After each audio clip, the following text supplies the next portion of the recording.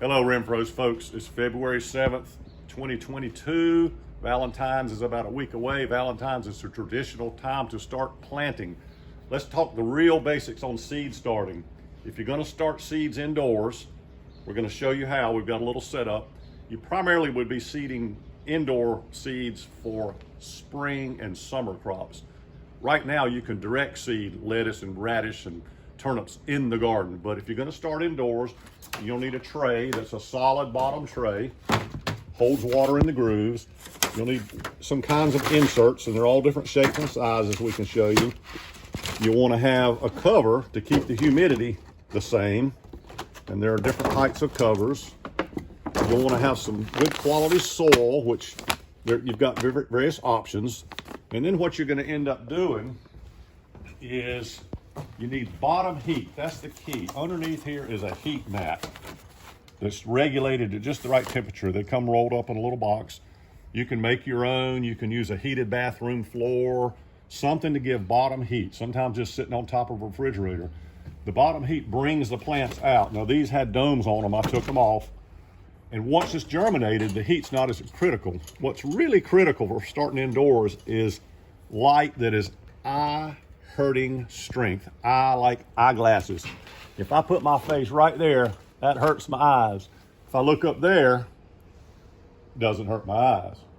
If I step outside on a sunny day and look at the sun, it hurts my eyes. If you don't have that kind of strength, they're not going to grow. They're going to get leggy. These are already leggy, but this is because we don't heat this place at night. Now, these plants are all different germination tests we're doing. We're checking marigold seeds, cosmos, limas, pole beans. We like to spot check germination of seed that comes in. These will all be torn out, and we'll do others. But the process is the same, and we can show you this if you come in and kind of explain the light, the heat, the soil. Here is a tomato plant from last week's test that we decided to go ahead and pot up.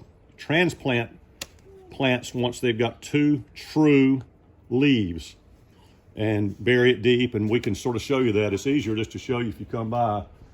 Some of these are dicotyledons. That means there are two leaves coming out, and we're going to go down and look at our other germination area in the back in the shop to show you some others. Actually, I call this one Little Sprout. That's her nickname. I have to hold her because Presley's got to hold the phone to take the video. This is more germination testing where we're checking. There's some cucumbers, there's some pole beans. Same thing, we've got larger heat mats here. I purposely got the lights up higher because we're not after plants to transplant. We're just checking to see germination. See, like this cucumber, that's 100% germination. But there again, bottom tray, holds the water. Those little grooves hold the water. We heat this room a little bit at night, so it's a little bit warmer. And here's some monocots, which is corn. We're checking corn. And look at the roots. There's a whole class we could talk about all the different kinds of roots on these. But it's safe to say, if you come by, we can show you how to start seeds and show you which ones are necessary to start and which ones aren't. See you next week. One more thing, when you start plants indoors, every day the weather is nice and reasonably warm, put them outside. There's no substitute for sun. And the wind and the sun helps harden plants off. So we use the top of the chicken house. We constantly are moving plants out here that we actually want to grow to save. Get them out in the wind and the sun, and they'll be much stronger plants.